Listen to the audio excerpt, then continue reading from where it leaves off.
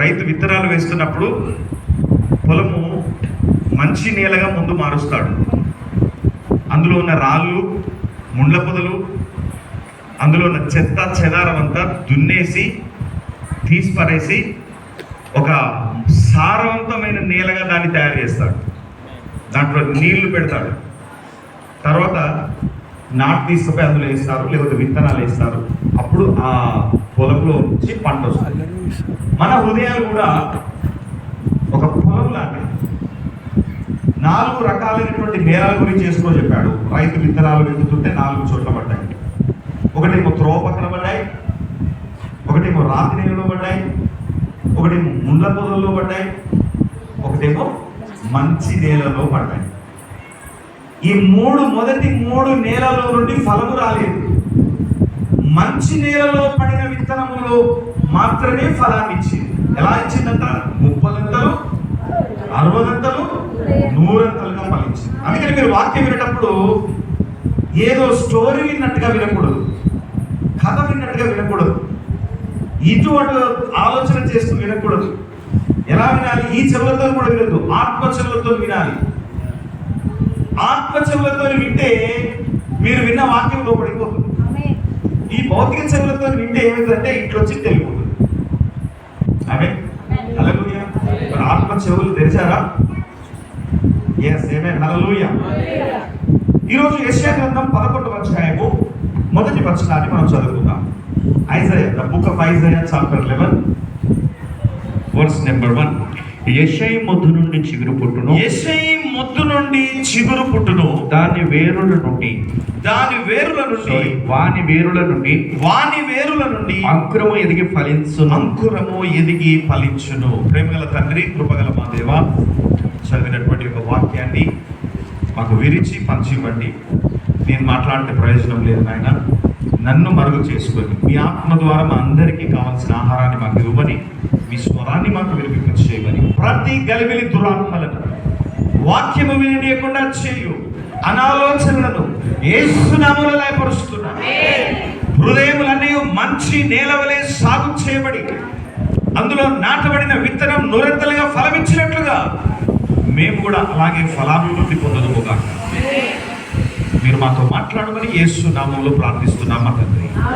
ఆమేన్ ఆమేన్. ఇది ప్రవచనం. అందరికి మంచి కూర్చోవాలి. అంత కోల్పోయినట్టుగా కూర్చున్నదా ఒక అమ్మ? మీరు సోలిపోయినట్టుగా కూర్చుంటే మీకు వాక్యం మీ లోపలికి రాదు ఆసక్తిగా.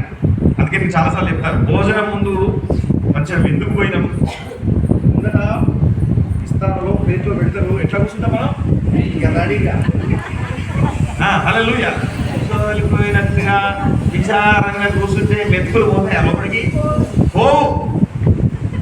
సిద్ధపాటుతో దేవుని యొక్క వాక్యాన్ని మనం శ్రద్ధగా వాక్యాన్ని వినాలి. అందుకనే ఇటు చూడాలి అందరూ.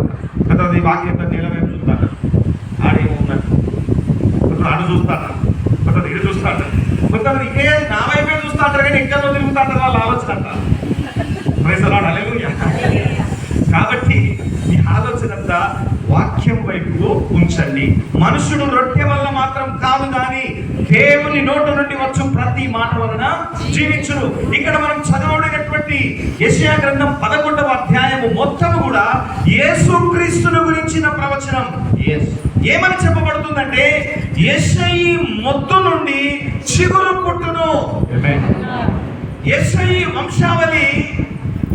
వంశావళిలో నుంచి దావీదు వచ్చాడు. యెషయి కుమారుడు దావీదు. దావీదు తర్వాత సొలొమోను వచ్చాడు. సొలొమోను తర్వాత దేశం 2 భాగాలుగా విడిపోయింది. ఒక పక్క ఇజ్రాయెల్ దేశం అయిపోయింది, సొలొమోను తర్వాత 2 అయింది. ఒక పక్క యూదా దేశం అయిపోయింది. ఈ యూదా రాజులందరూ కూడా దావీదు సంతానములో నుంచి వచ్చే రాజులు. ఇజ్రాయెల్ దేశం సుమారు 350 సంవత్సరాలు 375 సంవత్సరాలు ఆ ఇజ్రాయెల్ దేశం రాజులు పరిపాలన చేశారు. అశ్షూరు దేశం వచ్చి వాళ్ళని మొత్తం కొల్లగొట్టి నాశనం చేసేసి వెళ్ళిపోయింది. కొలాప్స్, రాజరిక వ్యవస్థ కొలాప్స్ అయిపోయింది. యూదా రాజుల యొక్క పరిపాలన విభాగాన్ని మనం చూస్తున్నట్లయితే చాలా సంవత్సరాలు, ఎందుకంటే యూదాలో యెరూషలేము ఉన్నది, యూదా దేశం మీద పరిపాలన చేసే వాళ్ళంతా దావీదు సంతతిలో నుంచి వచ్చేవారు కాబట్టి కొంచెం మంచివారు. ఇక ఇజ్రాయేల్ దేశం మీద పరిపాలన చేసిన వాళ్ళంతా దుష్టులు, విగ్రహారాధనను ప్రోత్సహించేవారు. కాబట్టి తొందరగా నాశనం అయిపోయింది ఇజ్రాయెల్ దేశం. యూదా దేశం మాత్రం దేవుడు కాపాడుకుంటూ వచ్చాడు. అది కూడా ఎందుకు కాపాడుకున్నాడంటే యెరూషలేము ఉన్నది కాబట్టి. ఆఖరికి వీళ్ళు కూడా దేవుడికి తిరుగుబాటు చేస్తే 70 సంవత్సరాలు బబులోనికి పంపించాడు. మళ్ళీ 70 సంవత్సరాల తర్వాత మళ్ళొచ్చారు. మళ్ళొచ్చిన తర్వాత వీళ్ళు ఎప్పుడు కూడా వేరే రాజుల ఆధీనంలో పరిపాలన చేయబడుతున్న దేశం. ఫస్ట్ బబులోను రాజు పరిపాలన చేశాడు, మాది పారసీకుల దేశం పరిపాలన చేసింది, గ్రీకు దేశం పరిపాలన చేసింది అలెగ్జాండర్ ది గ్రేట్, మనందరూ తెలుసు. అలెగ్జాండర్ వీళ్ళంతా ఎవరంటే ఈ దేశంలో ఉండేటువంటి వారు స్వేచ్ఛగా స్వతంత్రంగా పరిపాలించే రాజులు కాదు. వీళ్ళని ఏం రాజులు అంటారంటే ఒక దేశం కింద పరిపాలించుచున్న రాజులు, వాళ్ళ ఆధీనం కింద సామంత రాజులు లాంటి వీళ్ళంతా. ఒరిజినల్ కింగ్స్ కాదు. వాడు కూర్చోమంటే కూర్చోవాలి, వాడు నిలబడి నిలబడాలి. కాలచే మొత్తం వాళ్ళ దగ్గర ఉంది. ఫస్ట్ బబులోను, తర్వాత మాది పారసీకులు. మాది పారసీకులు అంటే ఎవరో కాదు, పర్షియన్ కింగ్డమ్. మీరు ప్రపంచ చరిత్ర కూడా తెలుసు, పర్షియన్ కింగ్డమ్. తర్వాత వచ్చింది గ్రీక్ కింగ్డమ్. గ్రీక్ గురించి కూడా మనకు తెలుసు. గ్రీక్ ఎవరమ్మా? అలెగ్జాండర్ చక్రవర్తి భారతదేశానికి కూడా వచ్చాడు. యుద్ధాలు జరిగినాయి భారతదేశం మీద కూడా. అలెగ్జాండర్ యుద్ధం చేశాడు. వీళ్ళంతా సామంత రాజులుగా పరిపాలిస్తున్నారు. అంటే వేరే చక్రవర్తి రాగానే తెల్లజెండెత్తాలి, మేము లొంగిపోతున్నాము. అలెగ్జాండర్ చక్రవర్తి పరిపాలన అయిపోయిన తర్వాత ఇంకో సామ్రాజ్యం వచ్చింది, రోమా సామ్రాజ్యం. అప్పుడు కూడా వీళ్ళు ఇక రోమా సామ్రాజ్యం వచ్చినాక పొలిటికల్ సిస్టాన్ని మొత్తం చేంజ్ చేశాడు. రోమా ప్రభుత్వమే వాళ్ళకు సంబంధించిన వాళ్ళనే వీళ్ళ మీద గవర్నర్లను ఏర్పాటు చేశారు. అందుకని పిలాతు యేసుప్రభు జన్మించినప్పుడు ఎవరున్నారు చెప్పాలి, అందరు చెప్పాలి. పిలాతు ఎవరనుకుంటున్నారు? రోమీయుడు. ఆయన యూదయలో పని ఏంటి? ఎందుకంటే he was appointed by Roman government.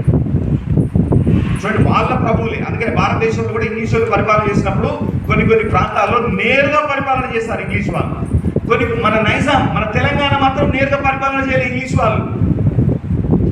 నైజాంలకు అధికారం ఇచ్చారు వీళ్ళు, సామంత రాజులు వాళ్ళ కింద. కాబట్టి దావీదు యొక్క సంతానము పరిపాలన చేయాల్సిన సంతానం మూతబడ్డది. ఇతర ప్రభువుల ద్వారా, ఇతర వ్యక్తుల ద్వారా ఏలుబడి చేస్తారు. వీరు ఇండిపెండెంట్ గా, వీరు ఓన్ గా రూల్ చేసేటువంటి రాజరిక వ్యవస్థ కొలాప్స్ అయిపోయింది, మొద్దుబారిపోయింది, మోడు బారిపోయింది రాజరిక వ్యవస్థ. కానీ దేవుడు దావీదుకు ఒక వాగ్దానం చేశాడు, సూర్యుడున్నంత వరకు నీ సంతానములో నుండి వచ్చిన వాడు పరిపాలన చేయడం మానడు అని దేవుడు చెప్పాడు. మరి వీళ్ళ యొక్క కింగ్డమ్స్ అని కూడా కొలాప్స్ అయిపోయింది, వీళ్ళ యొక్క రాజ్యాధికారం. అందుకనే యెషయా ఉన్న టైంలో సొంత రాజులు పరిపాలన చేస్తున్నారు. కానీ జరగబోయే భవిష్యత్తు మొత్తం యెషయాకు ముందే తెలిసిపోయింది. ఒకరోజు ఇలాంటి రకరకాల ప్రభువులు వస్తారు, రకరకాల వాళ్ళు వచ్చి వీళ్ళని పరిపాలన చేస్తారు. దావీదు యొక్క వంశము మొద్దులాగా, ఎండిపోయిన మొద్దులాగా అయిపోతుంది అని ముందే చెప్తున్నారు. అప్పటిక మొద్దు కాలే. డేవిడ్ కింగ్డమ్, డేవిడ్ డిసెండెంట్స్, దావీదు యొక్క వంశీకులే పరిపాలిస్తున్నారు. అందుకని యెషయా గ్రంథం మొదటి వచనం చూడండి. యెషయా ఏ కాలంలో ఉన్నాడో తెలుస్తుంది. ఎప్పుడైనా మీరు పుస్తకాన్ని చదివినప్పుడు మొదటి వచనాన్ని చూడాలి. ఏ కాలంలో జరిగింది, ఏ రాజు ఉన్నాడో తెలుసు. చదవండి. ఉజ్జియా, యోతాము, ఆహాజు, హిజ్కియా ఎను యూదా రాజుల దినములలో యూదాను గూర్చి యెరూషలేమును గూర్చి ఆమోజు కుమారుడును యెషయాకు కలిగిన దర్శనము. యెషయాకు ఈ 4 రాజులు పరిపాలన చేస్తున్నప్పుడు ప్రవక్తగా ఉన్నాడు. ఈ 4 రాజులు కూడా ఎవరు? దావీదు సంతానికులు. వీళ్ళంతా ఇంకా ముద్దుగా కాలే.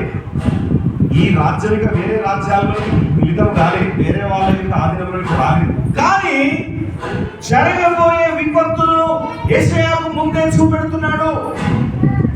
ఏమని చూపెడుతున్నాడు? యెషయి వంశము ఒక మొద్దులాగా మారిపోతుంది, ఎండిపోతుంది. It will become dry. కానీ దేవుని వాగ్దానం మాత్రము సూర్యుడున్నంత వరకు దావీదు గోత్రముల నుంచి వచ్చిన వాడు పరిపాలన చేయడం మానడు అని దావీదుకు దేవుడు వాగ్దానం చేశాడు. కానీ పొద్దు ఎండిపోయింది, వంశం ఎండిపోయింది. దేవుడు ఏం చేశాడు తెలుసా? ఆ ఎండిన మొద్దులో నుండి చిగురును పుట్టింపజేశాడు. ప్రైజ్ ది లార్డ్, హల్లెలూయా. ప్రపంచానికి, మనుషుల కనుదృష్టికి దావీదు యొక్క గోత్రము, యూదా దేశం యొక్క భవిష్యత్తు ఎలా కనబడుతుందంటే వీళ్ళ పని అయిపోయింది, పతనం అయిపోయింది అన్నట్టుగా కనబడుతుంది. ఇన్ ఫిజికల్ ఫామ్, కళ్ళకు చూడడానికి. ఎండిపోయినటువంటి ఆ మొద్దులో నుండి దేవుడు చిగురును ఉత్పన్నం చేశాడు. అందుకని గుర్తుపెట్టుకోవాలి, దేవుని ప్రణాళిక, దేవుని వాగ్దానాలు ఎప్పుడు మారవు. వాగ్దానం నెరవేర్పు జరగనట్టుగా మనకు కనపడుతుంది, కానీ ఒక రోజు కాకపోతే ఒక రోజు వాగ్దానం నెరవేర్చాలి. అందుకనే యెషయి మొద్దు నుండి చిగురు పుట్టును, వాని వేరుల నుండి అంకురము ఎదిగి ఫలించును. చిగురు ఎవరంటే చిగురు యేసుక్రీస్తు. గట్టిగా చెప్పడం. చిగురు అనేటువంటి మాట బైబిల్ గ్రంథంలో ప్రవచనాత్మకంగా 5 చోట్ల రాయబడింది. అందులో జకర్యా గ్రంథం 3వ అధ్యాయం 5వ వచనం చిగురు అనే విషయాన్ని గురించి మనం ధ్యానిస్తున్నాం ఈరోజు. జకర్యా కూడా చిగురుని గురించి ప్రవచనాత్మకంగా చెప్తున్నాడు. ప్రాఫెటికల్ వే. జకర్యా ప్రవక్త కూడా చూడండి, జకర్యా గ్రంథం 3వ అధ్యాయం 5వ వచనం రాసుకోండి. అతని తల మీద తెల్లని పాగా పెట్టించుడని నేను మనవి చేయగా, వారు అతని తల మీద తెల్లని పాగా పెట్టి వస్త్రములతో అతనిని అలంకరించిరి. యెహోవా దూత దగ్గర నిల్చుండెను. ఇదేనా? యెహోషువ, నీ ఎదుట కూర్చుండు నీ సహకారులు సూచనలుగా ఉన్నారు, నీవును వారును నా మాట ఆలకింపవలెను. ఏదనగా చిగురు అను నా సేవకుని నేను రప్పించబోతున్నాను. చిగురు చెప్పండి అందరూ. ఎట్లా చెప్పాలి? ఎండిపోయింది అసలే, మొత్తమే నాశనం అయిపోయింది, భవిష్యత్తు అనేది లేదు. కానీ దేవుడు ఏం చేశాడంటే ఆ ఎండిన మొద్దులో నుండి చిగురును పుట్టింపజేశాడు. ప్రైజ్ ది లార్డ్, హల్లెలూయా. ఇది యెషయా ప్రవచనం చెప్పడం మాత్రమే కాదు, జకర్యా కూడా ప్రవచనం చెప్తున్నాడు. చిగురును నా సేవకుని నేను రప్పించబోతున్నాను. ఎంత అద్భుతంగా చూడండి ప్రవచనం రాయబడతా ఉందో యేసుక్రీస్తు గురించి. అలాగే 6వ అధ్యాయము 12వ వచనము 6:12 అతనితో ఇట్లనము సైన్యములకు అధిపతియగు యెహోవా సెలవిచ్చినదేమనగా, చిగురు అను ఒకడు కలడు. దేవునికి స్తోత్రం, హల్లెలూయా. అతడు తన స్థలములో నుండి చిగుర్చును. అతడు యెహోవా ఆలయము కట్టును. అతడే యెహోవా ఆలయమును కట్టును. ఆలయం అంటే దేవుని మందిరం, ఆలయం అంటే దేవుని సంఘం. అందుకనే మత్తయి సువార్త 16వ అధ్యాయంలో యేసు ప్రభువు ఏమంటున్నాడు?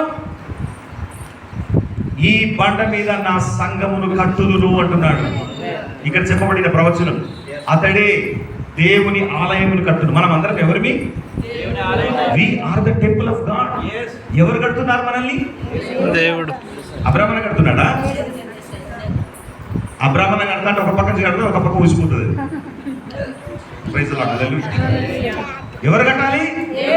దేవుడు కట్టాలి. ఎట్లా కడతాడు? బలమైన పునాది మీద. చూడండి అక్కడ, చూడండి మత్తయి సువార్త 16వ అధ్యాయం 17 16-17.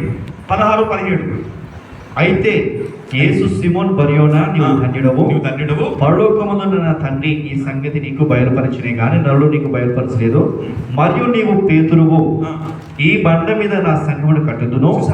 అంటున్నాడు, ఈ బండ మీద నా సంఘమును కట్టుదును, పాతాళలోక ద్వారములు దాని ఎదుట నిలవనేరవని నేను నీతో చెప్పుచున్నాను. ఆయన కట్టే సంఘం ముందట పాతాళలోక ద్వారములు నిలవలేవు. చెప్పండి, సంఘము శక్తివంతమైంది. సంఘము భూమి మీద రాజ్యం చేసేటువంటిది. సంఘము భూమిని సాతాను రాజ్యాన్ని కూల్చివేసేటువంటిది. అందుకని జకర్యా ఏమని ప్రవచిస్తున్నాడు? చిగురు అను అతడు నా మందిరాన్ని కట్టిస్తాడు. ఈ మందిరము పాత నిబంధనలో ఉన్న మందిరాలన్నీ రాళ్లతో కట్టబడినటువంటివి.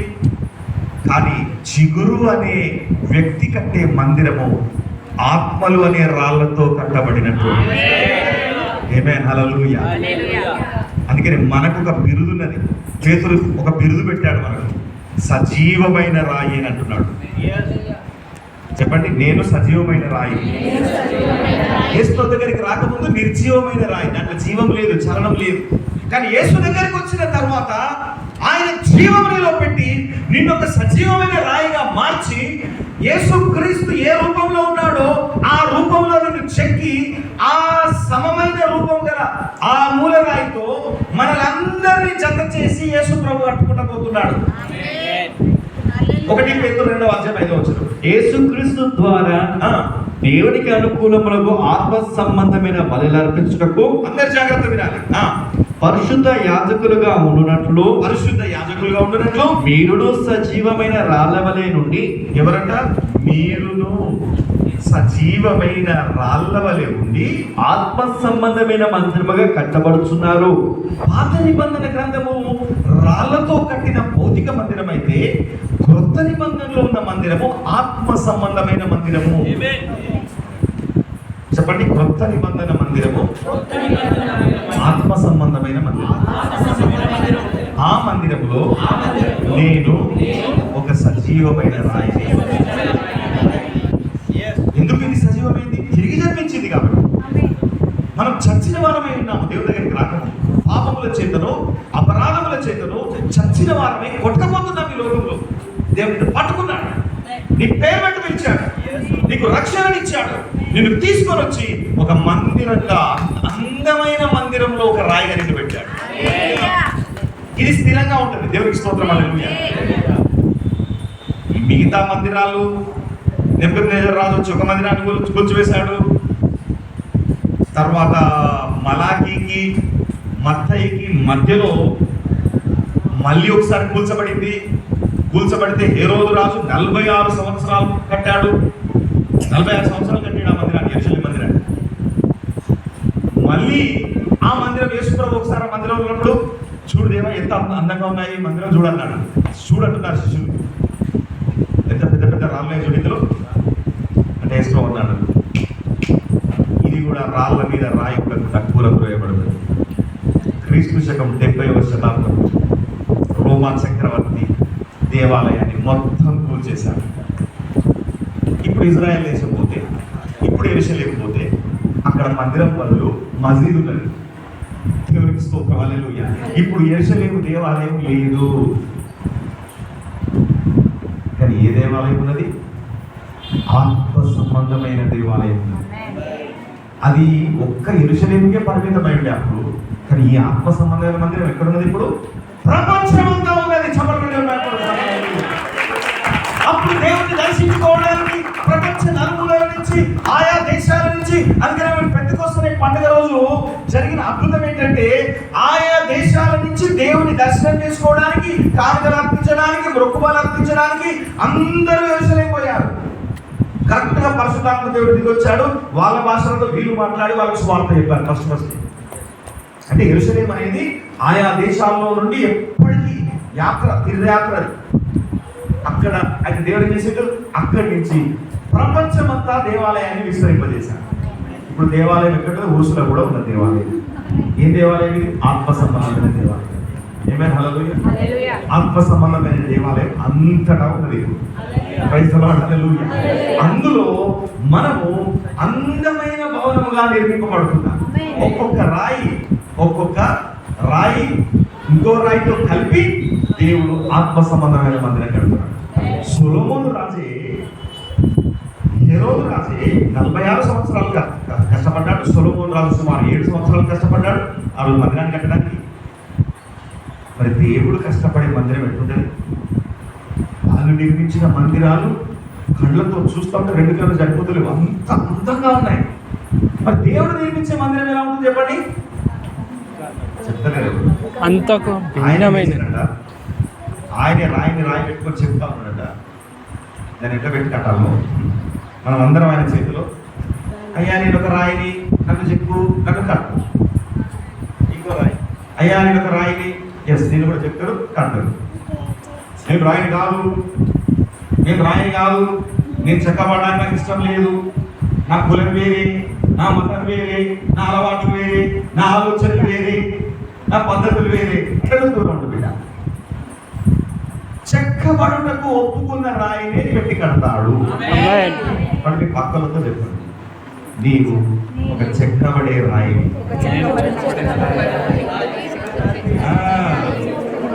శిల్పి చేతిలో ఉన్న శిలను నీవు. చెప్పు గట్టి చెప్పండి, నాకు చెప్పదు. చెక్కుతా అంటే నొప్పిలేస్తా ఉంది నాకు, నన్ను చెప్తా ఉంటే నాకు నొప్పిలేస్తా ఉంది అంటే నువ్వు ఉండు, కూర్చోమని దూరం సుత్తి దెబ్బలు పడితేనే కానీ రూపము రాదు. ఏమైనా కదా, మనందరికీ ఉంటాయి దెబ్బలు. నాకు ఏ దెబ్బ తగలేదన్నా చెప్పలేదు.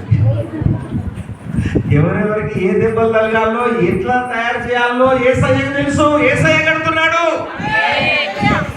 మనిషి కడితే కూలిపోతుంది, యేసయ్య కడితే పాతాళంలో ద్వారాలు కూడా దాని మీద నిల్వజాలము. అది యుగ యుగాలు నిలిచి ఉంటుంది. మనము కూడా యేసయ్య కట్టుచున్న ఆ మందిరంలో యుగ యుగాలు ఉండబోతున్నాము. ఆ మందిరంలో దేవుడే నివాసం ఉండబోతున్నాడు. దేవాలయము అంటే అర్థం ఏంటిది? దేవుడు నివసించే చోటు. దేవాలయము అంటే దేవుడు ఉండే చోటు. సో ఈ దేవాలయంలో ఎవరు ఉండాలి? మరి దేవుడు నివాసం ఉండే దేవాలయాన్ని ఎట్లా కట్టుకుంటాడు దేవుడు? ఇప్పుడు దేవుడే కట్టుకుంటాడు. అప్పుడు సొలొమోను కట్టిండు, అడవిలో ఉన్నప్పుడు మోసే కట్టిండు, సొలొమోను కట్టింది కూలిపోయిన తర్వాత జెరుబ్బాబెలు కట్టిండు, జెరుబ్బాబెలు కట్టింది మలాకి తర్వాత కూలిపోతే ఏ రోజు రాజు కట్టిండు. ఏ రోజు రాజు కట్టింది కూడా కూలిపోయిన దానికి ఇప్పుడు అడ్రస్ లేదు, దానికి ఇప్పుడు వేరే ఉన్నది అక్కడ. మీరు ఎరుసలేం పోండి ఒకసారి, ఇది లేదు ఇప్పుడు. ఇప్పుడు ఆత్మ సంబంధమైన మందిరం కట్టచున్నాడు. కాబట్టి చిగురు ఎంత గొప్ప పని చేస్తున్నాడంటే, తీయండి మళ్ళీ జకర్యా గ్రంథంలో 6వ అధ్యాయం 12వ వచనంలో ఏం రాయబడింది? అతనితో ఇట్లా నేను, ఆ చిగురు అనే వ్యక్తి వచ్చి ఏం చేశాడంట? సైన్యములకు అధిపతికి యెహోవా సెలవిచ్చినదేమనగా, చిగురు అను ఒక్కడు కలడు, అతడు తన స్థలములో నుండి చిగుర్చును. తన స్థలంలో నుండి చిగుర్చును. అతడు యెహోవా ఆలయము కట్టును. అతడు యెహోవా ఆలయమును కట్టును. చప్పట్లు కొట్టి అతడే యెహోవా ఆలయమును కట్టును. అతడే యెహోవా ఆలయమును కట్టును. మనుషులు కడితే కూలిపోతుంది, ఆయన కడితేనే ఉంటుంది అది. తర్వాత అతడు ఘనత వహించుకొని సింహాసనాసీనుడై ఏలును. చూసారా? సింహాసనాసీనుడై ఏలును. సింహాసనాసనుడై అతడు యాజకత్వము చేయగా. ఈ వాక్యాన్ని ధ్యానిస్తుంటే నాకు ఆశ్చర్యం వేసింది. 2 మాటలు రాయబడ్డాయి, సింహాసనాసీనుడై ఏలును. సింహాసనం మీద కూర్చున్న వ్యక్తి ఏం చేయాలి? ఏలా. నంబర్ 1. కానీ సింహాసనం మీద కూర్చున్నాడు యాజకత్వం ఎట్లా చేస్తాడు? యాజకత్వం అంటేనే మొదలుపెట్టేది క్లీనింగ్. అందుకనే మన యేసు రాజులకు రాజు, ప్రధాన యాజకుడు. ఏమైనా చెప్పకూడదు? నా యేసు, నేను సేవించుచున్న యేసు రాజులకు రాజు, ప్రధాన యాజకుడు.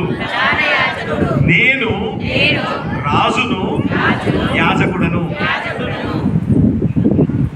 మనమేమో రాజులము, యాజకులము.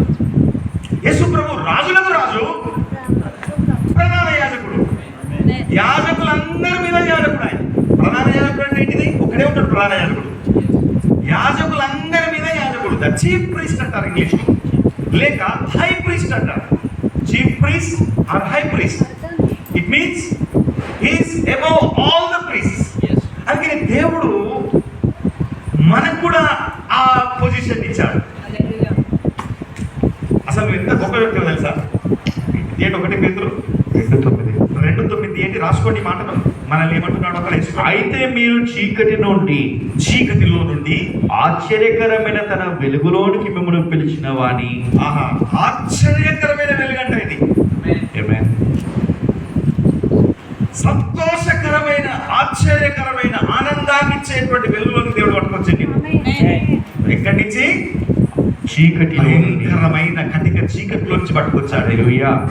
నీ జీవితం యేసు దగ్గరికి రాకముందు కటిక చీకటి, విగ్రహారాధనని, అంధకారం. చూడండి, ఇంకా ఆ కటిక చీకటిలోంచి చాలా మంది రాలేదమ్మా దేవుని దగ్గరికి. అందుకే చూడండి, మొన్న ఏం జరిగింది? డబ్బులు ఖర్చు పెట్టి భజనలు చేసి పాటలు పాడి తీసుకుపోయి బదులుగా పడేసి తెలియదు ఇంకా వాళ్ళకు కటిక చీకట్లో ఉన్నారు. వాళ్ళ మనోనేత్రాలకు వెలిగింపబడలేదు, కానీ దేవుడు మనల్ని వెలిగింపజేశాడు.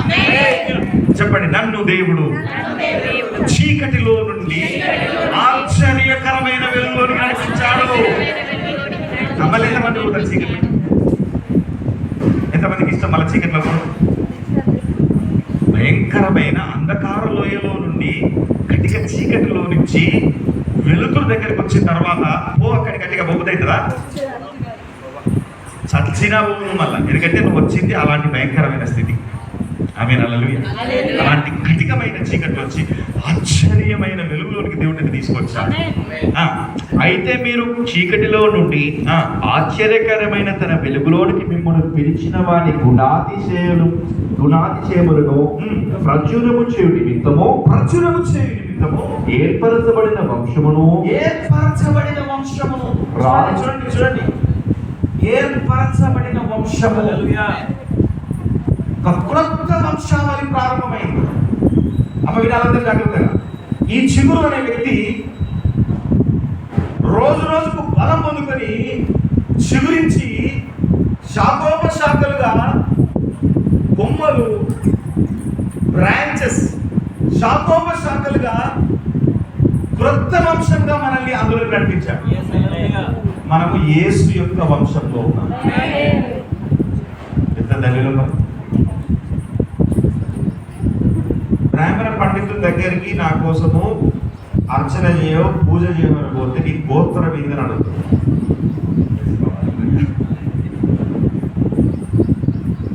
ఇప్పుడు నీ గోత్రము యేసయ్య గోత్రం. ఇప్పుడు పాత గోత్రాలన్నీ తెగిపోయింది, పాత మూలాలు కట్ చేయబడ్డాయి. Now you are rooted in Jesus Christ. యేసు క్రీస్తులో నువ్వు నాటబడ్డావు.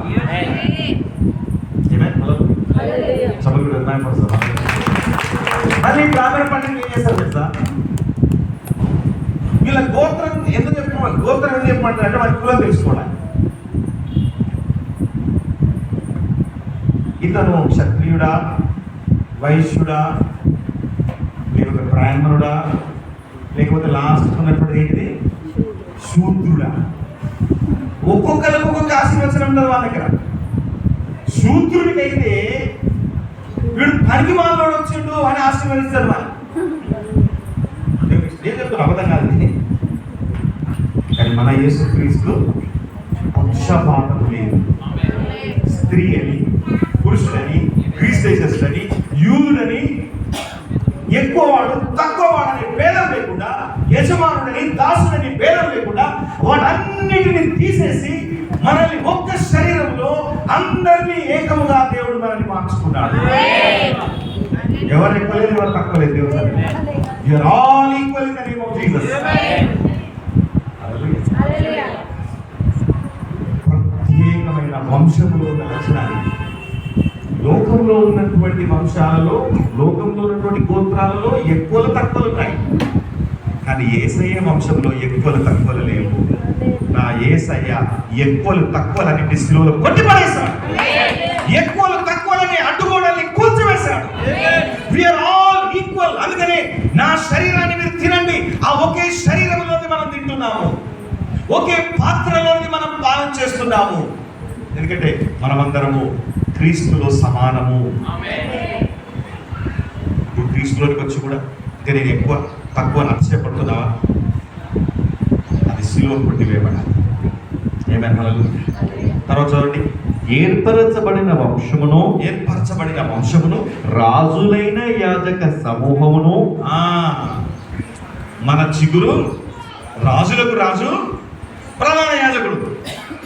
ఆ చిగురు, అందులో నుంచి వచ్చిన కొమ్మల మనము ఆ చిగురు నానాటికి బలం పొందుకొని, యాక్చువల్గా యెషై వంశావళి మొత్తం క్లోజ్ అయిపోయింది, దావీదు వంశావళి మొత్తం క్లోజ్ అయిపోయింది, అది మొద్దైపోయింది.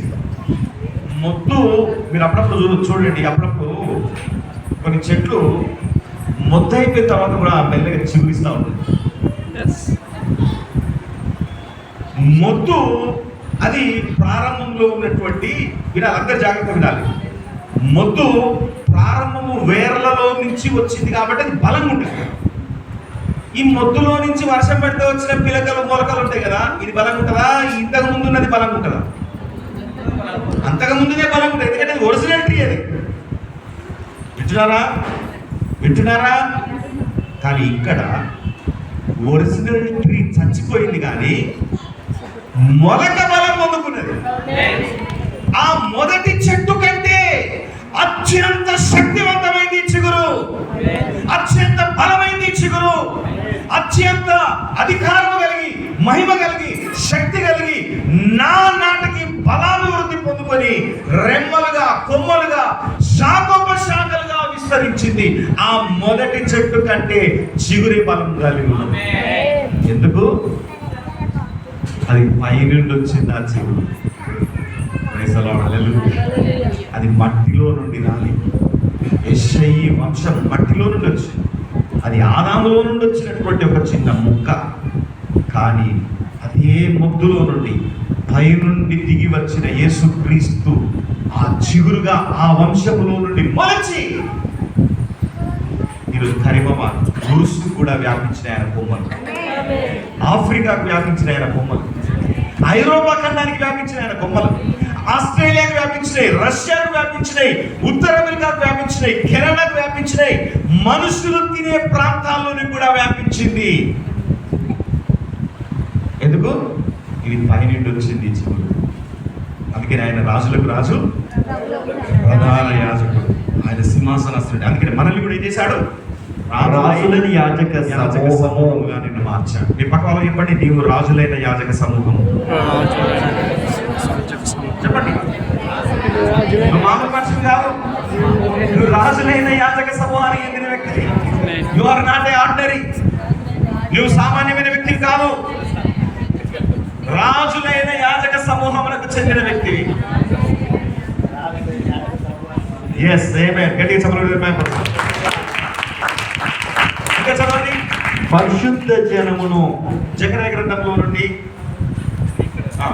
ఇక పరిశుద్ధ దేవుడు మనం చేశాడు ప్రత్యేకమైన వంశంగా, రాజులైన యాజక సమూహంగా, పరిశుద్ధ జనమును, పరిశుద్ధ జనంగా, దేవుని సొత్తైన ప్రజలై ఉన్నారు. దేవుని సొత్తైన ప్రజలుగా చేశాడు. ఓకే, కాబట్టి మన రాజు, రాజులకు రాజు, ఆయన ప్రధాన యాజకుడు. కాబట్టి జకర్యా గ్రంథంలోకి వస్తాం. 6వ అధ్యాయం 12వ వచనం, 13వ వచనం చూడండి.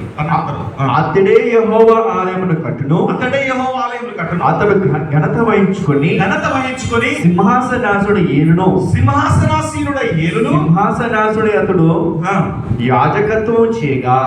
చూసారా, ఈ 2 పనులు చేస్తున్నాడు సింహాసనం మీద కూర్చొని.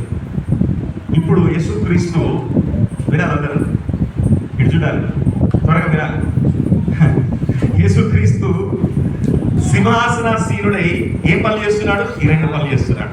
తండ్రి కుడి పార్శ్వమున కూర్చొని పరిపాలన చేస్తున్నాడు.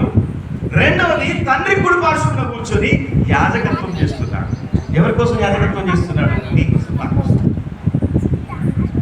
నీ గురించి విజ్ఞాపన చేస్తున్నాడు. ఎబ్రీయులకు రాసిన పత్రికలో మన గురించి నిరంతరం యాజకుడైనాడు. నువ్వు ప్రార్థన చేసుకోవడం మర్చిపోతావేమో కానీ నీ గురించి యేసయ్య ప్రార్థన చేయడం మర్చిపోడు. ఏంటి ఎబ్రీయులకు రాసిన పత్రికలో దొరికిందా?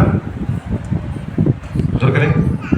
ఆయన నిరంతరము మన కొరకు యాజకత్వం చేస్తున్నాడు కనుక ఆయన సంపూర్ణముగా మనలను రక్షించి శక్తిమంతుడై ఉన్నాడు. 7:24. ఈయన నిరంతరము ఉన్నవాడు గనుక మార్పు లేని యాజకత్వం కలిగిన వాడు ఆయన. ఈయన తన ద్వారా దేవుని యొద్దకు వచ్చు వారి పక్షమున, తన ద్వారా తండ్రి యుద్ధకు వచ్చు వారి పక్షంలో. మనం ఎవరి ద్వారా వచ్చినాం దేవుని దగ్గరికి? క్రీస్తు ద్వారా, ఎవరి ద్వారా వచ్చినాం మన తండ్రి అయిన దేవుని దగ్గరికి? యేసుక్రీస్తు ద్వారా. అందుకే యేసు అన్నాడు, నేనే మార్గము, నేనే సత్యం, నేనే సత్యము, నేనే జీవం, నేనే జీవము, నా ద్వారా తప్ప ఎవరు కూడా తండ్రి తండ్రి యుద్ధకు రాలేరు. ఎలా వచ్చినా మనం? అందుకే యేసు ప్రభువు వాక్యం చెప్తుంది, తన ద్వారా తండ్రి దగ్గరికి, దేవుని దగ్గరికి వచ్చిన ఈయన తన ద్వారా దేవుని ఎదుకు వచ్చు వారి పక్షమున వచ్చు వారి పక్షంగా, అంటే మనందరి పక్షంగా విజ్ఞాపనము చేయుటకు నిరంతరము జీవించుచున్నాడు. నిరంతరము జీవించుచున్నాడు కనుక వారిని సంపూర్ణంగా రక్షించుటకు శక్తిమంతుడై ఉన్నాడు. నిన్ను వదిలిపెట్టడం, సంపూర్ణంగా నిన్ను రక్షించి పరలోకం చేర్చడానికి వదిలిపెట్టాడు. సరే కొట్టలేదు,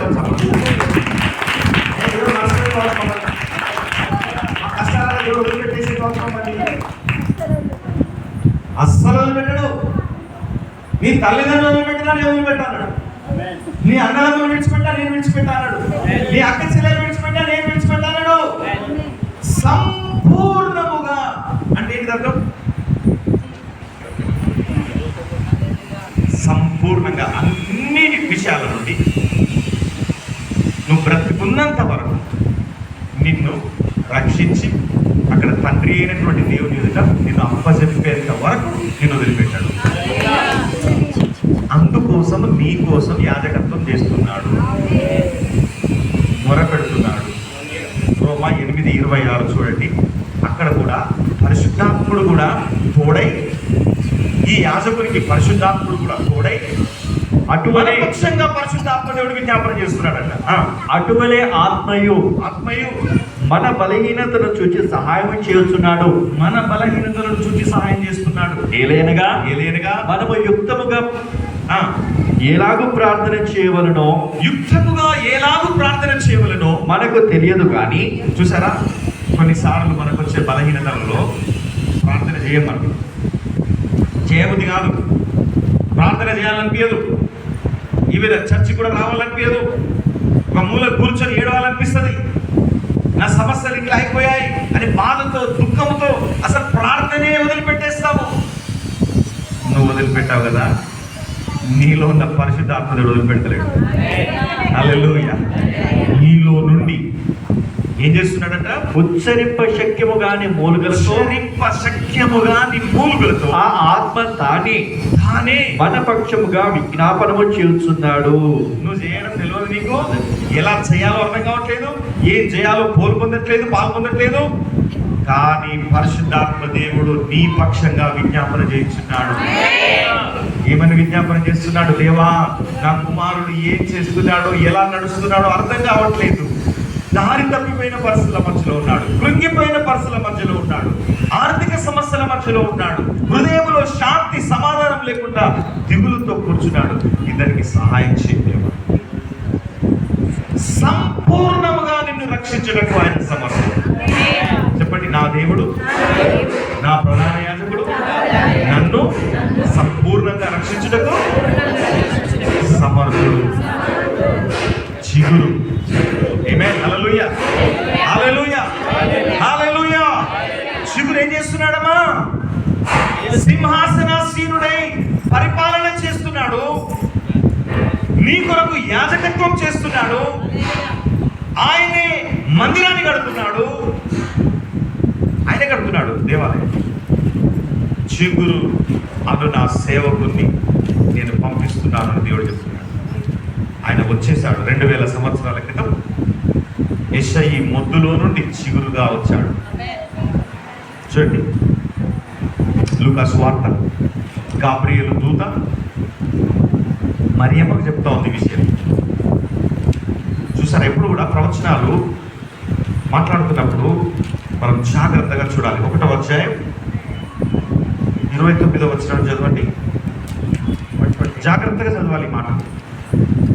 ఈ చిగురు ఎక్కడి నుంచి వస్తున్నాడో, ఆయన ఏం చేయబోతున్నాడో ఇక్కడ చెప్తా ఉన్నాడు. చూడండి, లూకా సువార్త 1వ అధ్యాయం 29 నుంచి.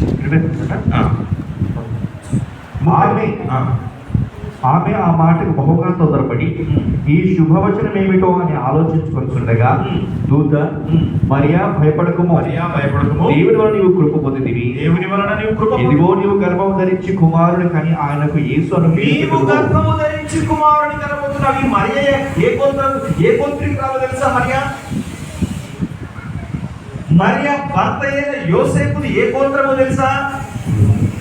యెషయి గోత్రికుడే, యెషయి వంశావళి, దావీదు సంతానమే ఇద్దరు కూడా.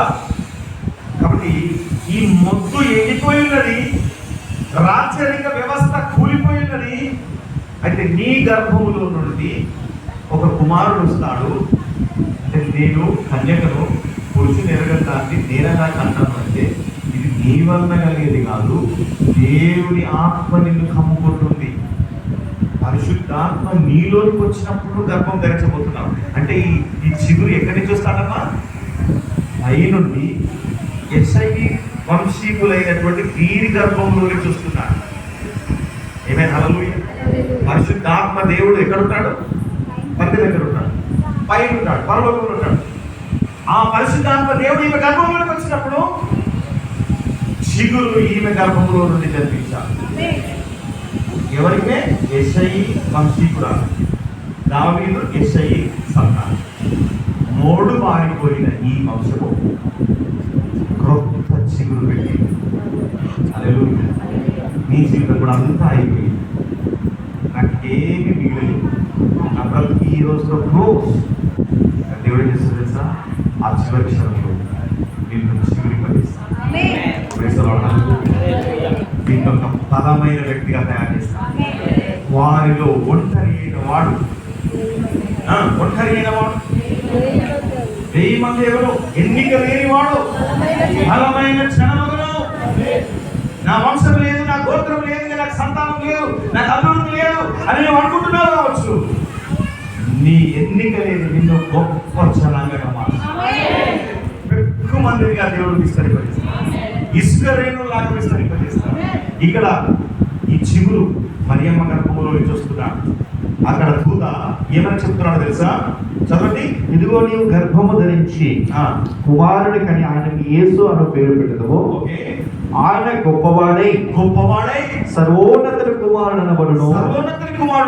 ప్రభువైన దేవుడు ఆయన తండ్రి అయిన దావీదు సింహాసనమును, చూసారా, దావీదు సింహాసనమును ఆయనకి ఇచ్చును.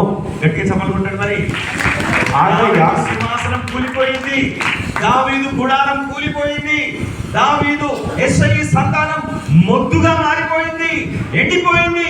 దేవుడు యేసుక్రీస్తు ద్వారా ఈ చిగురును దేవుడు మళ్ళీ నిలబెడుతున్నాడు. దావీదు సింహాసనం మీద యేసుక్రీస్తును కూర్చుండబెట్టాడు. ఇప్పుడు సూర్యుడున్నంత వరకు ఆ సింహాసనం మీద కూర్చొని ఉంటాడు యేసు ప్రభు. లోకమున్నంత వరకు యేసుక్రీస్తు సింహాసనాసీనుడై పరిపాలన చేస్తాడు. ఆమేన్. మనం ఎవరికి? ఆయనతో కూర్చొని మనం కూడా పరిపాలన చేస్తున్నాం. అందుకని మనల్ని ఏమో రాజులు అన్నాడు, ఆయనేమో రాజులకు రాజు. హల్లెలూయా. ఆయన యాకోబు వంశస్థులను యుగయుగములు ఏలును, ఆయన రాజ్యము అంతము లేనిదై ఉండునని ఆమెతో చెప్పెను. యెషయి మొద్దు నుండి వచ్చిన చిన్న చిగురు బలమైందా? అంతకుముందు చెట్టు బలమైందా? చెట్ట ఇక్కడ యాక్చువల్గా అయితే చెట్టు బలమైంది, కానీ ఇక్కడ చిగురు అంతము లేనిదై ఉంటుంది. ఇక అది కొద్దిగా మారదిగా, ఇది ఎండిపోదిగా. ఈ చిగురు ఎండిపోయే అవకాశము లేదు, అంతము లేనిదై ఉంటుంది, శాఖోపశాఖలుగా విస్తరింపబడదు. కాబట్టి ప్రేమ దేవుడు పెట్టారా, యెషయి మొద్దు నుండి చిగురు పుట్టునని యెషయా ప్రవచనం చెప్పాడు. అలాగే జకర్యా ప్రవచనం చెప్పాడు. అలాగే గాబ్రియేలు దేవదూత కూడా ఆ చిగురు యొక్క లక్షణాలను తీసుకుని వచ్చి మరి చెప్తున్నట్టుగా మనం చూస్తున్నాం. అలాగే ప్రకటన గ్రంథంలో 5వ అధ్యాయం 5వ వచనంలో కూడా చూద్దాం. రెవల్యూషన్ చాప్టర్ 5:5 రాసుకోండి. ప్రకటన 5:5. ఆ పెద్దలలో ఒకడు ఏడవకము, ఇదిగో దావీదుకు చిగురైన యూదా గోత్రపు సింహము. దావీదుకు చిగురు అని మళ్ళీ పరలోకములో అక్కడ చెప్పడం మనం వింటున్నాం. యేసుని గురించి చిగురుగా సంబోధింపబడుతున్నాడు ఆ గొర్రె పిల్ల. యేసుక్రీస్తు దేవుని చేతిలో ఉన్న పుస్తకాన్ని, గ్రంథాన్ని విప్పడానికి పరలోకంలో ఎవరికి అధికారం లేదు. అయితే యోహాను చూసినప్పుడు ఏడుస్తున్నాడు, అయ్యో ఆ గ్రంథాన్ని ఎవరు విప్పలేకపోతున్నారు, ఎట్లా ఎట్లా ఎట్లా అంటే గొర్రెపిల్లి వచ్చింది దాన్ని కూడా. ఆ గొర్రెపిల్లి ఎవరని ఎక్స్ప్లెయిన్ చేస్తున్నాడు అక్కడ, దావీదు చిగురు, ఈయన మాత్రమే దాన్ని ఇవ్వడానికి అర్హుడు. సో దేవుని చేతిలో ఉన్న ఆ పుస్తకాన్ని తీసుకొని ఈ దావీదు చిగురు పుస్తకాన్ని తెచ్చాడు.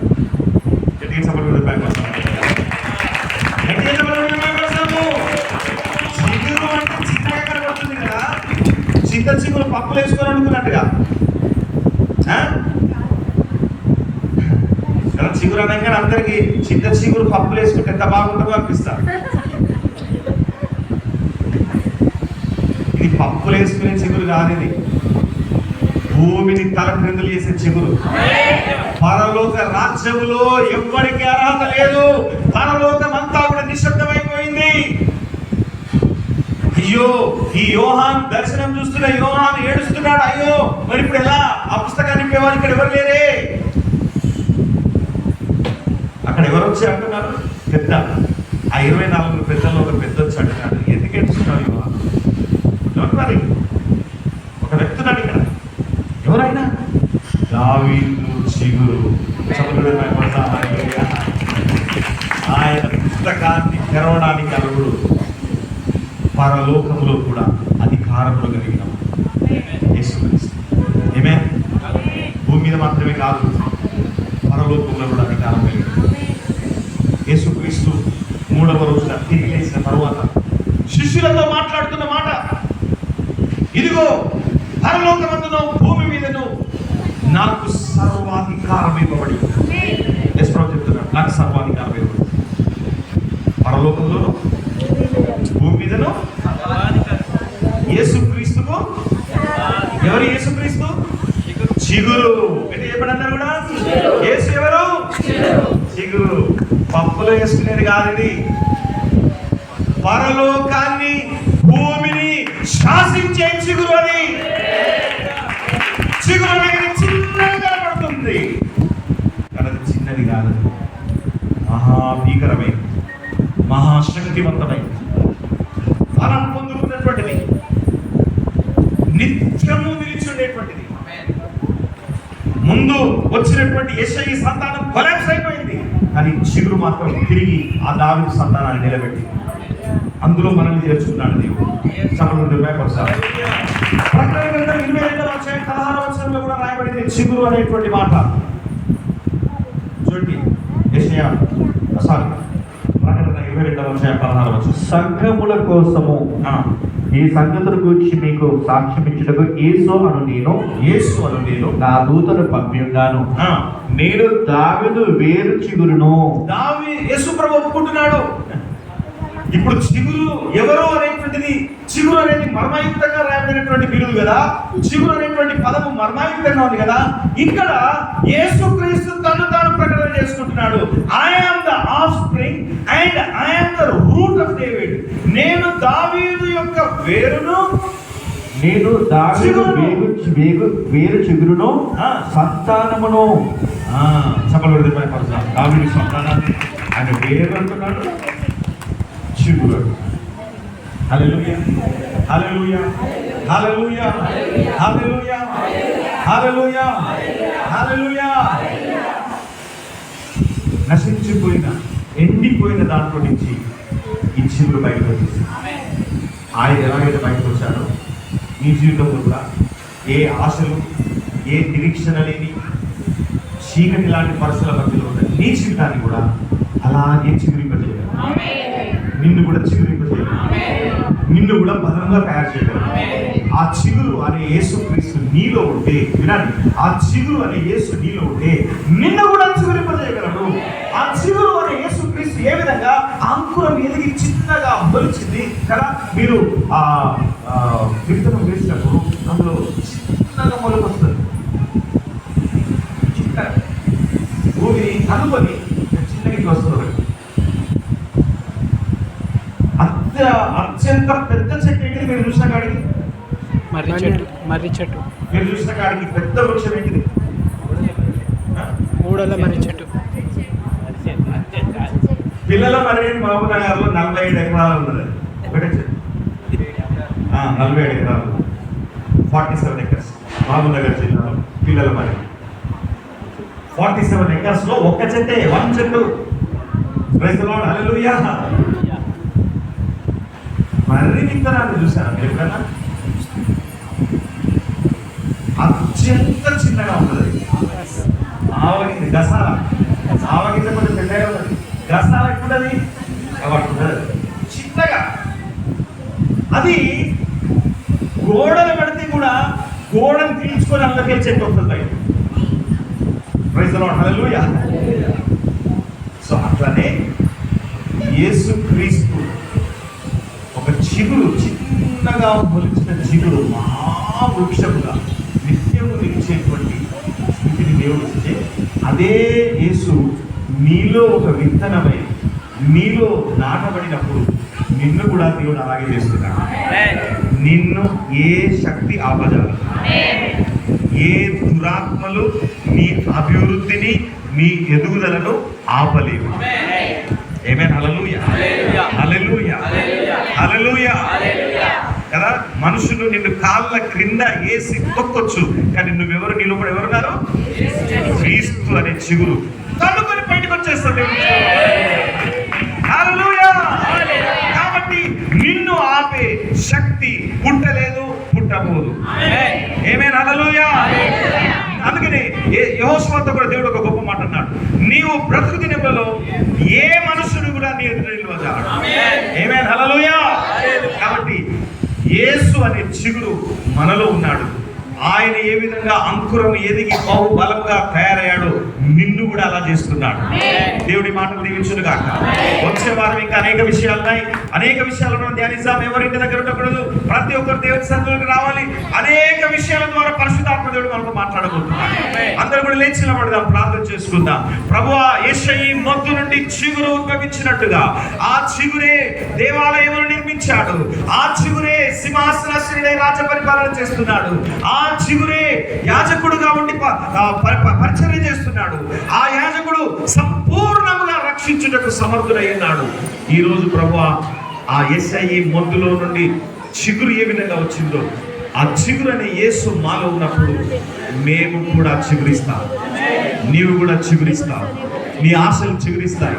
నా జీవితం అయిపోయిందని అనుకుంటున్నావేమో, నీ ఆశలు తిరిగి చిగురిస్తాయి. నిన్ను దేవుడు చిగురింపజేసి నిన్ను బహుగా వృద్ధి పొందింపజేయబోతున్నాడు. అందుకే యేసు ప్రభు ఒక గొప్ప మాట అన్నాడు, యోహాను సువార్త 15:5 ఎవడు నా యందుంటాడో నేను ఎవని యందుంటానో వాడు బహుగా ఫలించును, దాన్ని ఎవరు ఆపలేరు. ఆ చిగురు అనే యేసు నీలోకి వచ్చాడు కాబట్టి నిన్ను బహుగా ఫలింపచేయబోతున్నాడు. ఎస్, నీ రెండు చేతులు పైకెత్తి దేవుడితో చెప్పు, దేవుడితో మాట్లాడు. ఇదిగో యేసయ్యా, చిగురు అనే యేసయ్యా, నీవు నాలోనికి వచ్చావు కనుక నన్ను కూడా చిగురింపజేయ ప్రభువా. నా జీవితం అయిపోయిందని నేను అనుకుంటున్నాను, నా జీవితం అంతమైపోయిందని నేను అనుకుంటున్నాను, కానీ నన్ను చిగురింపజేయి నాయన, నన్ను చిగురింపజేయి ప్రభువా, నన్ను ఫలింపజేయి ప్రభువా. ఎస్, ఫలము రావాలంటే ముందు చిగురు రావాలి, చిగురు తర్వాతే ఫలం వస్తుంది. కాబట్టి ఈ రోజు యేసు నామములో చిగురించుదువుగా. నీ వ్యాపారం తిరిగి యేసు నామములో చిగురించుదుగా.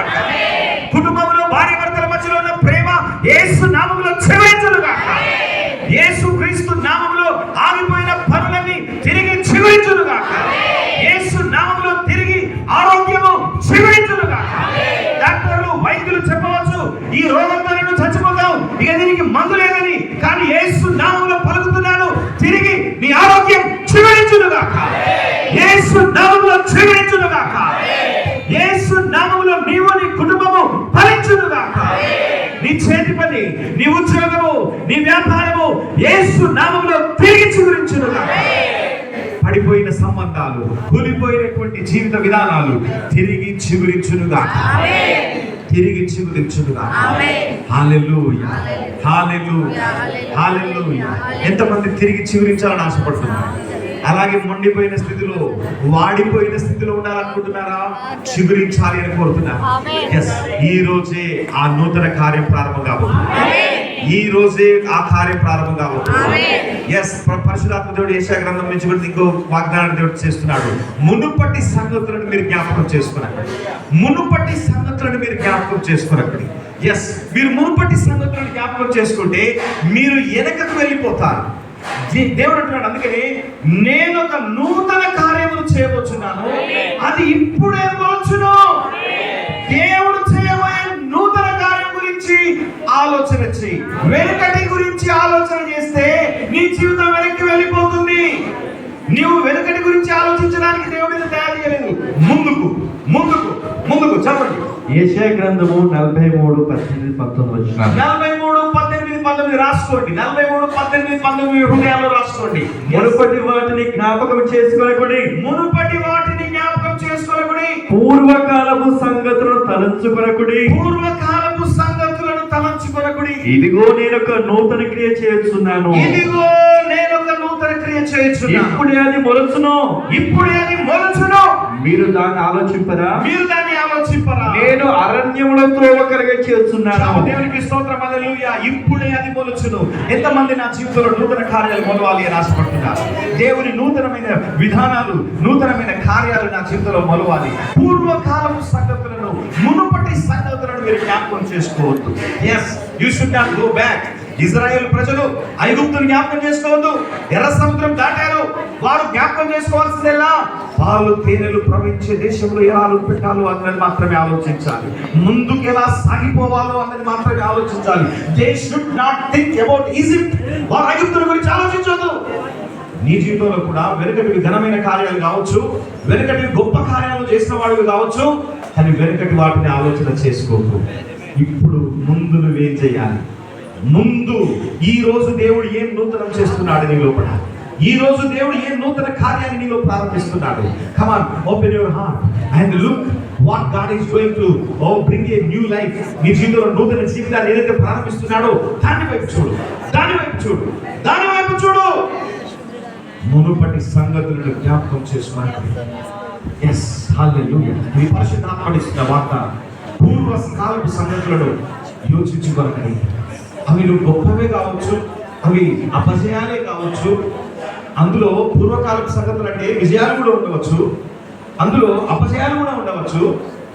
But you should not think about them. If you think about them, you will lose the present situation. ప్రస్తుతమైన నూతనంగా దేవుడు చేసే కార్యాలను పోగొట్టుకున్నావు. పోయిందేదో పోయింది, పోగొట్టుకున్నదేదో పోగొట్టుకున్నావు, అయిపోయిందేదో అయిపోయింది, నష్టమేదో జరిగింది. కానీ ఈ రోజు నువ్వు ఇంకా బ్రతికే ఉన్నావు. ఈ రోజు దేవుడు నూతనమైన కార్యం చేయడానికి నీకోసం ద్వారం తెరవబోతున్నాడు. కాబట్టి వెనుకటి సంగతులను జ్ఞాపకం చేసుకోవద్దు. అందుకే పౌలు కూడా ఈ విషయాన్ని గొప్పగా చెప్తున్నాడు. నేను వెనక ఉన్న సంగతులను, ఇదిగో వెనక ఉన్న సంగతులను విడిచిపెట్టి ముందున్న దాని కొరకు నేను పరిగెడుతున్నాను. yes, I am running forward. నేను ముందుకు పరిగెడుతున్నాను అంటున్నాడు. yes, hallelujah, hallelujah. రెండు చేతులు ఎత్తి, అయ్యా నా పూర్వకాలపు సంగతులను నేను జ్ఞాపకం చేసుకున్నాయ్యా. నా గతంలో ఉన్న జయాలు కావచ్చు, అపజయాలు కావచ్చు, ఓటమిలు కావచ్చు, అవి గొప్పవి కావచ్చు, అవి హీనమైనవి కావచ్చు, అవి పడిపోయినవి కావచ్చు, అవి నిలబడినవి కావచ్చు, ఏమైనా కూడా I don't remember former things. I don't look back. నేను వెనక వైపు చూడనయ్యా. I want to see ahead. I want to see forward. నేను ముందుకు మాత్రమే నేను చూస్తాను. ఈ రోజు నూతనమైన కార్యం నువ్వు ఏం చేస్తున్నావు? నువ్వు ఎప్పుడైతే పాత విడిచిపెట్టావో నూతనమైనది మొదలుస్తుంది. ఒక గోధుమ గింజ భూమిలో పడి చచ్చిపోతేనే కానీ అది మొలకెత్తదు. అలాగే పాత విషయాలన్నీ చచ్చిపోవాలి, పాత జ్ఞాపకాలన్నీ చచ్చిపోవాలి, పాతవన్నీ మర్చిపోవాలి. ఇప్పుడే నాలో చిగురు పుట్టించుదేవా, చిగురు పుట్టించుదేవా. కొంతమంది ఎప్పుడు కూడా గతంలో జరిగిన అపజయాల గురించి ఆలోచిస్తూ ఆలోచిస్తూ ఆలోచిస్తూ ముందుకు వెళ్ళరు, అక్కడే ఆగిపోతారు. బట్ నీవు వారిలో ఒకరిగానే ఉండకూడదు. You have to go forward. నువ్వు ముందుకు సాగిపోయే వ్యక్తిగా ఉండాలి. yes, hallelujah, hallelujah. అడగండి, అడగండి, నోరు తెరిచి అడగండి, నోరు తెరిచి అడగండి. ప్రభువా నన్ను క్షమించు, పాతవి నేను జ్ఞాపకం చేసుకుంటున్నాను, పూర్వకాలపు సంగతులను నేను మాటి మాటికి జ్ఞాపకం చేసుకుంటున్నాను. చేసుకుంటున్నాను. Lord forgive me, lord forgive me, lord forgive me. నూతనమైన కార్యాన్ని ఇప్పుడే పుట్టించింది. ఎస్ ఎస్ ఎస్ ఇప్పుడే ఇప్పుడే ఇప్పుడే పుట్టాలి, ఇప్పుడే పుట్టాలి. నూతన కార్యాలు జరగాలి. ఇప్పుడే నూతనమైన చిగురు మొలవాలి, మొలవాలి, మొలవాలి, మొలవాలి. నూతనమైన చిగురు మొలవాలి. ఎస్ మీ శరీరాల్లో ఆరోగ్యం మొలవాలి, పోగొట్టుకున్నది తిరిగి మొలవాలి, ఆశీర్వాదం రావాలి. Yes yes yes yes lord. Hallelujah, hallelujah, hallelujah. Thank you Jesus. Hallelujah. మూడు పారిన జీవితాలను చిగురింపచేయగలవు నీవు.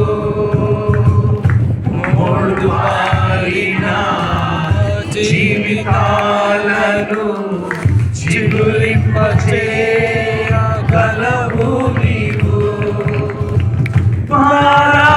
అనుభవం మధురముగా మార్చగలవు నీవు.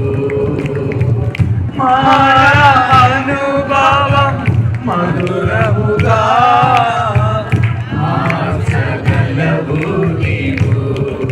మహోన్నతుడా నీ కృపలో నేను నివసించుటా.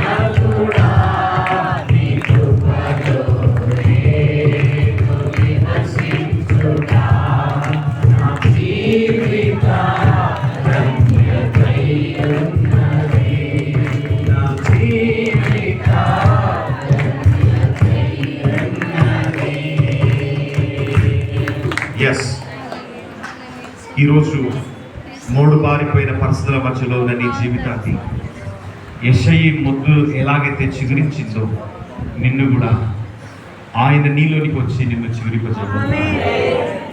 ఎస్ ఎంతమంది నేను నూతనమైన రీతిలో చిగురించాను. ఎస్ ఆ చిగురు దగ్గరే నేను జీవిస్తాను.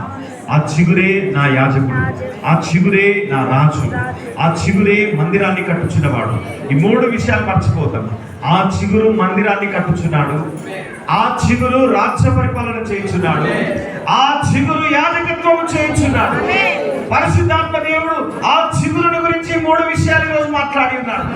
కనుక నీవు ఆ చిగురును నీవు ఆహ్వానిస్తే, ఆ చిగురు అనే యేసు నీలోనికి వస్తే నిన్ను దేవుడు చిగురింపజేసి, అందుకని అంటున్నాడు పాత జ్ఞాపకం చేసుకునకు, వెనుపటి జ్ఞాపకం చేసుకున్నప్పుడు నేను ఇప్పుడే నూతనమైన కార్యాన్ని మీలో మొలకింపజేస్తున్నాను. ఎస్ హల్లెలూయా. ఎంతమంది నూతనమైన మొలకింపజేయాలని ఆశపడుతున్నారు? ఎస్ రెండు చేతులు ఎత్తండి, ప్రార్థన చేస్తాను మీ అందరి కోసం. ప్రేమగల తండ్రి, కృపగల మా దేవ, ఈ రోజు యెషయి మొద్దు నుండి చిగురు పుట్టునని చిగురు అనే అంశాన్ని గురించి మీరు మాతో మాట్లాడారు. ప్రభువా, చిగురు అనే వ్యక్తి నా సేవకుడు అని అంటున్నావు. ఆయన నేను పంపిస్తాను, ఆయన మందిరాన్ని కట్టిస్తాడు, ఆయన సింహాసనాసీనుడై రాజ్య పరిపాలన చేస్తాడు, ఆయన సింహాసనాసీనుడై యాజకత్వం వహిస్తాడు అని ప్రవచనాత్మకంగా మీరు ముందుగానే పలికి ఉన్నారు. అదే యేసు అనే చిగురు మా అందరి జీవితాల్లోనికి వచ్చునుగా, మా కుటుంబాల్లోనికి వచ్చునుగా. మా కుటుంబాలను చిగురింపజేయండి దేవా, మా కుటుంబాలను ఫలింపజేయండి దేవా. చిగురుతో ప్రారంభమై మహా వృక్షముగాను మహా ఫలములిచ్చే చెట్టుగాను మార్చే దేవుడు కనుక ఈ రోజున చిగురుతో ప్రారంభమవుగా యేసు నామములో ప్రతి ఒక్కరి జీవితాల్లో చిగురు అనే జీవం ప్రారంభమవుగా. మీ చిగురు యేసు నామములో ప్రారంభమై గొప్ప వృక్షములుగా ఎదిగి ఫలభరితమైన వ్యక్తులుగా ముందుగా ఈ వాక్యాన్ని మా అందరి హృదయాల్లో ఫలింపజేసి ముద్రించి మీ మహిమ నిమిత్తం మమ్మల్ని నిలబెట్టుకోమని యేసుక్రీస్తు నామములో ప్రార్థిస్తున్నాం మా తండ్రి. ఆమేన్, ఆమేన్, ఆమేన్. గట్టిగా చప్పట్లు కొడుతూ దేవుని మహిమ పరుస్తాం. Praise the lord. హల్లెలూయా.